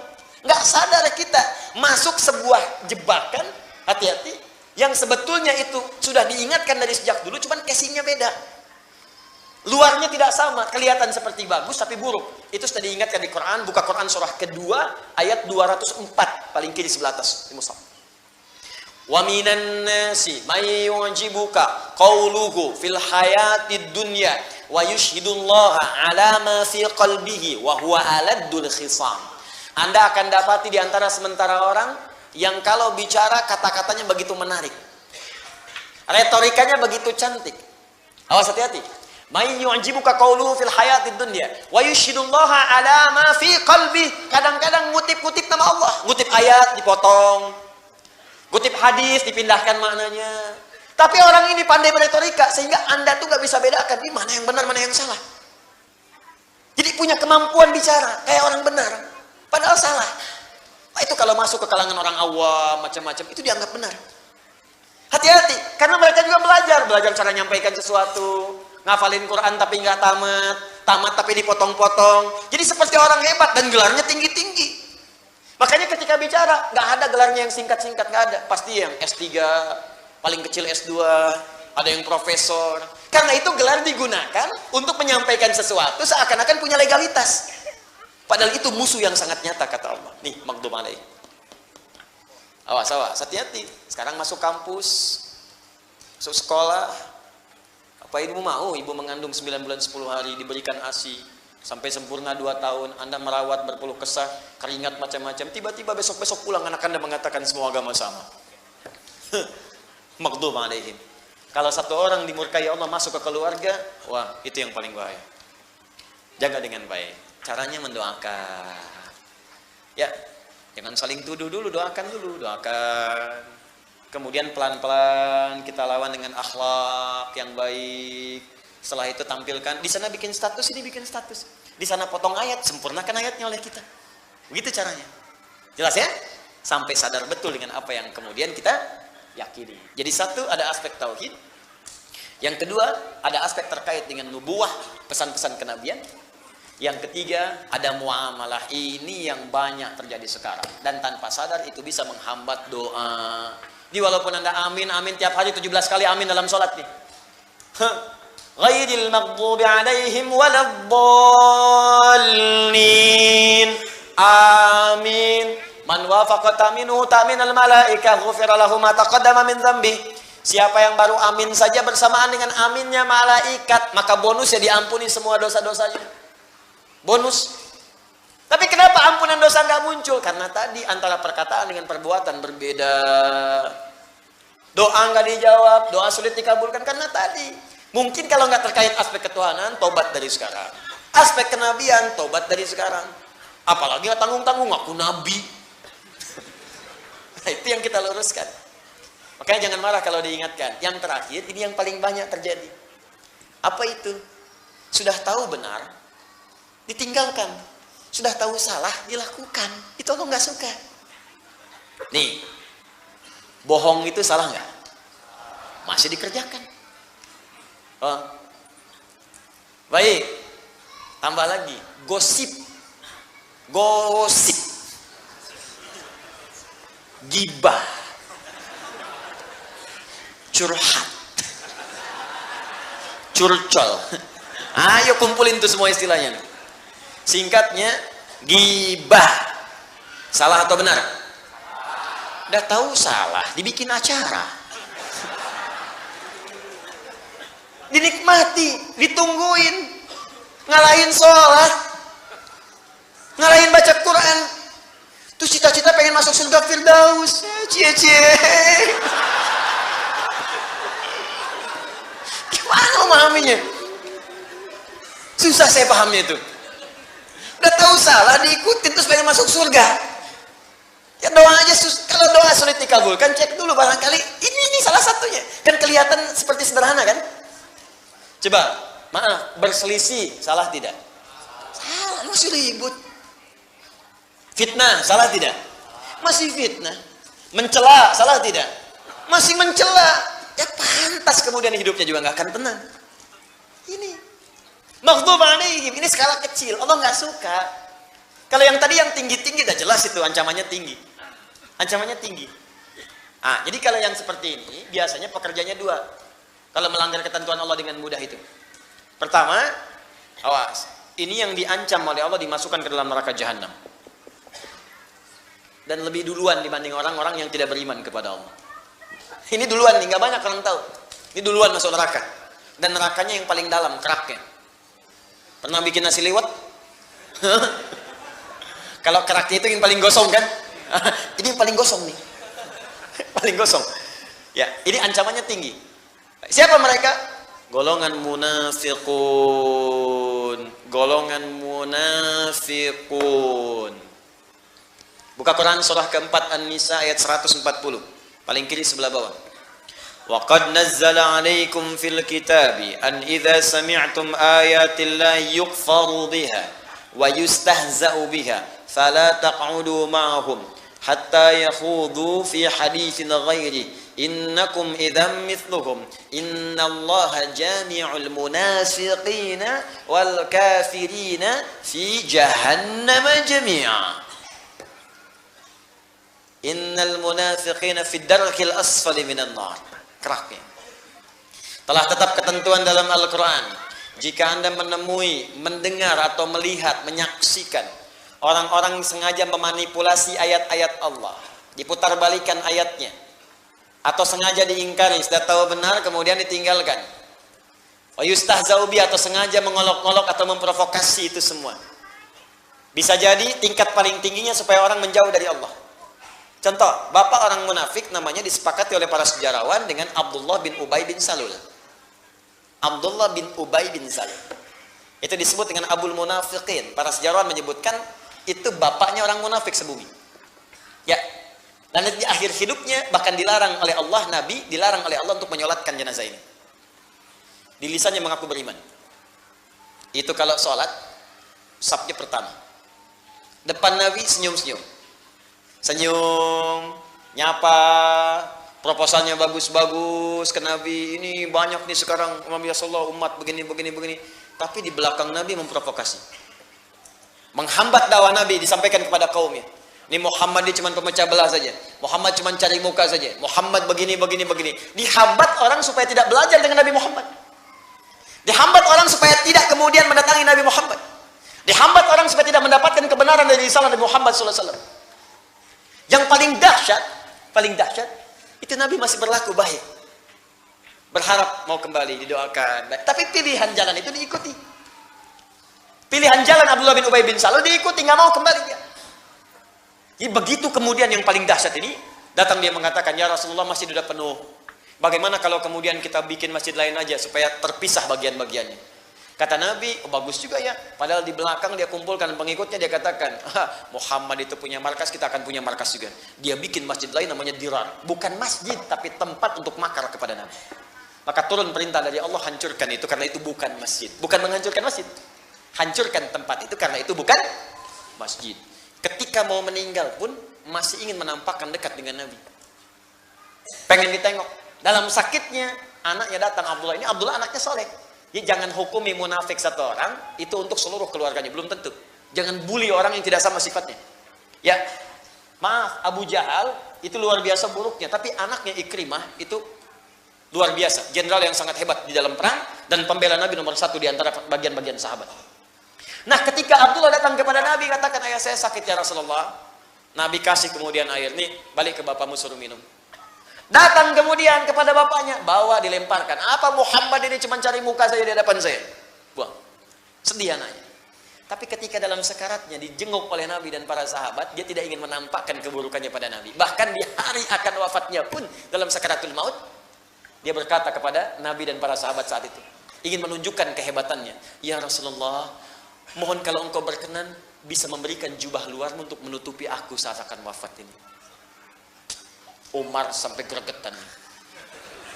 Ya Rasulullah, perintahkan kepadaku, kupanggal kepalanya saat itu. Kata Nabi, jangan ya Umar, karena orang ini nampak dia orang-orang baik. Orang nggak banyak tahu isi hatinya. Kalau kemudian kita hukumi buruk, jadi fitnah di kalangan banyak orang. Itu rumus dari Nabi. Jangan ya Umar, cuman jubah kok nggak apa-apa, pakaiin aja. Begitu dipakaikan, sudah meninggal mengenakan jubah Nabi, tapi turun ayat untuk melarang Nabi menyolatkan jenazahnya. Dilarang oleh Allah. Jangan solatkan, la tusalli ala ahadin. Jangan solat dari salah seorang pun di antara golongan munafik itu. Dan ketika ayatnya turun, hukumnya berhukum umum. Ini menunjukkan akan ada lagi orang seperti itu di masa-masa setelah Nabi Muhammad SAW. Tadi itu Abdullah bin Ubay bin Salul. Hidupnya begitu kolokan, wafatnya mengesalkan. Kalau disebutkan umum, maka kaidah dalam asbabun nuzul, kaidahnya berkata demikian. Al-ibratu bi umumil lafzi la bi khususis sababi. Hukum itu akan berlaku dengan keumuman lafaz, bukan sebab khususnya. Di sifat munafik itu, sifat nifak, itu akan terbawa di setiap masa. Anda akan menemukan, makanya disebutkan tandanya oleh Al-Quran. Untuk orang baik, ayat ke-2 sampai ke-5 Al-Baqarah. Orang-orang yang ingkar, 6 sampai 7. Tapi munafik, 8 sampai 12 tandanya. Ada yang di depan Anda baik-baik memuji, di belakang menjelek-jelekan. Sekarang banyak. Ada di depan Anda menyayang-nyayang, di belakang kemudian menjerumuskan. Banyak. Ada yang di depan Anda seperti orang baik, di belakang kemudian mencela Anda. Banyak. Maka diturunkan ayat ini untuk mengajak sadar lagi. Ya, bukan untuk menjatuhkan hukum, vonis, tidak. Makanya kita doakan. Makanya saya sering katakan begini, saya mendoakan orang-orang yang mencela, ya, atau misalnya menjelek-jelek, saya doakan supaya kembali. Sudah cukup setan menjadi musuh yang paling bahaya buat kita. Jangan cari musuh yang lain. Ya, kalau ajaran saya seperti itu, saya ikuti, kita jangan mencela, kita jangan kemudian merusak, jangan melakukan fitnah. Siapapun yang menyakiti, kita doakan kembali kepada jalan-jalan yang baik. Siap insyaallah? Jelas ya? Terakhir, waladdallin, atau jalan orang-orang yang tersesat. Siapa orang yang tersesat ini? Orang yang memang dari kecil nggak tahu kalau itu salah. Kalau Yahudi punya tanda. Ya, jadi dari kecil nggak tahu itu salah, tersesat dia jalannya. Ada yang mengatakan nabinya bukan Nabi Muhammad, Islam juga. Islam agamanya disebutkan, cuman nabinya bukan Nabi Muhammad. Ada yang nabinya Ahmad, nabinya Fulan, ada yang nabinya perempuan, macam-macam. Nah, ada anak yang dari lahir tinggal di lingkungan itu nggak tahu dia. Itu yang disebut dhalin. Sesat karena belum tahu. Itu aspek-aspek ketuhanan, aspek kenabian, aspek kesehariannya. Ada yang nggak tahu memang itu salah dikerjakan juga. Tapi itu jarang. Jarang karena fitrah kita akan menolak sesuatu yang salah. Pak, coba misalnya lewat dari sini. Oh, kayaknya bukan sendal saya sih. Kayaknya dipakai ya padahal sendal orang. Dia tahu itu. Kecuali yang mirip sendalnya, mirip, ukuran sama dipakai. Nyampe sana baru sadar, kok nggak enak makainya. Emang nggak enak kan? Karena itu udah lama, yang Anda baru. Atau kebalik gitu kan? Nah itu dhalin, karena nggak tahu. Ada lagi orang yang nggak tahu kalau dalam sholat bukan seperti itu caranya. Cuman dia salah karena nggak tahu ilmunya. Misal, maaf ya, ini saya tidak bermaksud menyalahkan dulu ya, tapi saya tuh melihat dalilnya begini, contohnya begini, saya ikutin. Dalam takbir misalnya, kan itu dia setiap hadis yang ada, cuman angkat langsung simpan. Ya, jadi angkat, sejajar dengan bahu bisa, di sini bisa, langsung simpan di sini, bisa telapak bertemu punggung begini, bisa pergelangan ketemu pergelangan begini. Ya, jadi pas takbir langsung di sini, dan tidak diukur dulu bu ya. Allah, pas, bisa nyampe sini, tapi tidak sampai sini. Sampai sini saja. Nah, itu hadis-hadisnya mengatakan silahkan angkat, simpan. Ada yang tidak menyimpan sama sekali di sini, irsal namanya. Irsal. Jelas ya? Ini di Malikiyah banyak begini. Pilihannya begitu, tapi saat mengangkat ini langsung diletakkan atau langsung begini, tidak ada gerakan lain. Nah, tiba-tiba misalnya ada yang mengatakan, Ustadz gak enak lah. Masa kemudian kita sholat, nih tangan kanan kan bagus, kiri kurang baik. Masa kiri duluan lantas tutup kanan? Bisa nggak kanan dulu baru kiri? Jadi begini, angkat, tutup. Kadang-kadang kaki naik gitu kan. Nah itu bagaimana kemudian cara menyikapinya? Cek, ada nggak keterangannya? Ternyata nggak ada. Tapi ternyata dipraktekkan, orang ngelihat. Karena ngelihat dikira benar. Jelas kan? Tersesat dia pada yang salah. Bukan tersesat di jalan yang benar, tersesat di jalan yang salah. Jelas ya? Baik, jadi begitu dia kemudian salah, fokus baik-baik, salah dia tuh.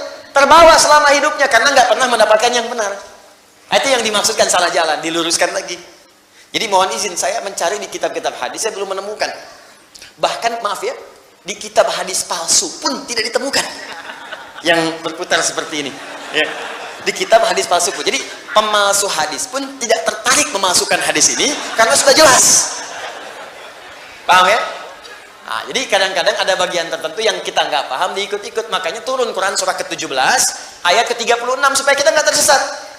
Wala taqfu ma laysa laka bihi ilmun innas sam'a wal basara wal fuada kullu ulaika kana anhu mas'ula. Ini prinsip umumnya. Kalau ada ajakan pada yang belum jelas jangan diikutin. Ini banyak nih. Sekarang ikut saya yuk, kemana? Ikut aja, kejutan. Kalau dalam fikih Qurannya jangan. Tiba-tiba diajak ke tempat maksiat, tiba-tiba diajak ke tempat yang dilarang, tiba-tiba melihat tayangan yang tidak bagus, jangan diikuti, perjelas dulu. Kita punya kata Allah sumber-sumber pengetahuan, ada pendengaran manfaatkan, ada pandangan cek, ada akal cek dulu, supaya tidak sesat jalan. Waladdallin. Jelas sampai sini? Baik, kalau dibawa ditarik ke dalam tauhid banyak nanti aliran-aliran dalam persepsi Islam. Ada yang tidak kenal Allah, ada yang kenal tapi sengaja dijauhkan, ada, maka masuk dalam dua golongan tadi. Kalau dalam kenabian, ada yang sesat gak tahu Nabi Muhammad, akhirnya membenci, ada kan? Di aspek kenabian karena belum kenal. Dulu di Denmark, di Belanda, ada yang mencela Nabi, bikin kartun tentang Nabi, menjelek-jelekan Nabi karena belum kenal. Bukan karena tahu menjelekkan, bukan karena belum kenal, dijelek-jelekan, dhalin. Begitu dijelaskan kepadanya, datang. Saya punya kawan dari Kuwait, namanya Syekh Al-Farisi. Itu orang hebat, punya kampanye mencintai Nabi. Tapi kampanyenya internasional. Jadi begitu menemukan orang yang tidak suka dengan Nabi, dia akan datangi. Pernah bertemu saya ke Jakarta, saya ketemu, kita ngobrol, bikin program mencintai Nabi, bagaimana share dengan di lain-lain tempat. Saya pernah diundang untuk dipertemukan. Jadi ada seorang yang pernah ingat, yang pernah mencela Nabi, bikin kartun tentang Nabi, pernah ingat? Ya, ada yang di Belanda, Arnold, ada yang di Denmark. Itu satu waktu oleh beliau didatangi. Cerita pada saya. Begitu didatangi, diajak makan malam. Tapi nggak pernah nyebutkan kalimat apapun, nggak pernah nyebutkan tentang Nabi, nggak pernah apa, nggak pernah. Cuman beliau ngajak makan malam aja. Disambut, dijamu, makan malam di restoran yang paling enak, tempat yang paling mewah, dia ajak datang. Nggak pernah bicara apapun, ngobrol aja. Begitu kemudian, keluarlah kalimat dari pencela tadi kepada Nabi. Anda, apa yang menjadikan Anda menjamu saya dengan luar biasa begini? Dari tadi Anda cuma bicara yang netral, yang baik-baik, jamu saya, semua difasilitasi. Maksudnya apa katanya? Apa yang motivasi Anda? Apa jawaban dari Syekh Al-Farisi ini? Kata beliau, inilah yang diajarkan oleh Nabi Muhammad yang Anda celah untuk memuliakan orang yang belum kita kenal. Langsung bengong, seketika tak bisa berucap. Lalu kemudian dia pamit pada saat itu meminjam referensi tentang Nabi Muhammad. Dibaca dengan benar. Begitu kenal, asyhadu an la ilaha illallah, asyhadu anna Muhammad Rasulullah. Langsung diajak ke Mekah, dikasih haji, ketemu Syekh Sudes. Lihatin nama saya foto-fotonya. Ketemu Syekh Sudes, kemudian sekarang jadi duta di negaranya untuk mengenalkan Islam dengan lebih baik. Itu yang tadinya nggak kenal menjadi kenal. Makanya ada kalimat mengatakan tak kenal maka ta'aruf. Tuh, bukan tak sayang, Bu. Tak kenal maka ta'aruf. Ya, karena tidak kenal itu tidak harus selalu sayang. Ibu kenal dengan suami tetangga masa sayang? Tidak. Jelas ya? Tak kenal maka maka kita berlindung kepada Allah. Ya Allah, jauhkan saya dari punya sifat-sifat sudah tahu benar tapi saya tinggalkan. Sudah tahu salah saya kerjakan. Minta perlindungan setiap hari 17 kali. Tapi karena nggak dibaca dalam hati, maksudnya hatinya nggak ikut, cuman di lisan, jadi gersang. Makanya hatinya nggak terobati. Karena hati nggak terobati, walaupun sholat 17 kali baca Al-Fatihah setiap hari, nggak ada pengaruhnya. Ada yang gibah aja, ada yang baru selesai sholat udah ngomongin imamnya. Gara-gara imam nih bacaan kepanjangan. Setelah saya pulang, baru selesai sholat.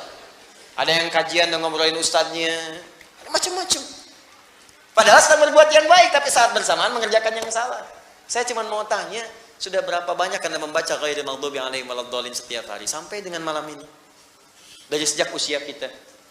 Pertanyaannya, dari setiap ratusan ribu bacaan yang kita bacakan, berapa banyak yang diamalkan di situ? Jangan-jangan kita nuduh orang, ternyata telunjuk itu menunjuk kita sendiri. Bukankah saat satu menunjuk yang lain, empatnya kembali kepada kita? Hah? Coba dicek lagi. Awas hati-hati, waladdallin, atau banyak yang nggak tahunya selama ini. Sehingga banyak salahnya. Salat nggak tahu yang dibaca, ruku yang nggak tahu yang diungkapkan, mau sampai kapan? Itu skala kecilnya. Skala kecilnya. Maka dari itu, kalau orang benar Al-Fatihahnya, meninggalkan segala yang dilarang oleh Allah, mengerjakan segala yang diperintahkan, punya model kehidupan yang jelas, maka apapun yang dia minta, Allah akan segera menjawabnya. Karena itulah ditutup dengan kalimat amin, yang diartikan istajib ya Allah, mohon jawab doa-doa kami. 17 kali dalam sehari. Itulah yang dimaksudkan dalam kalimat siratal ladzina an'amta 'alaihim ghairil maghdubi 'alaihim waladdallin.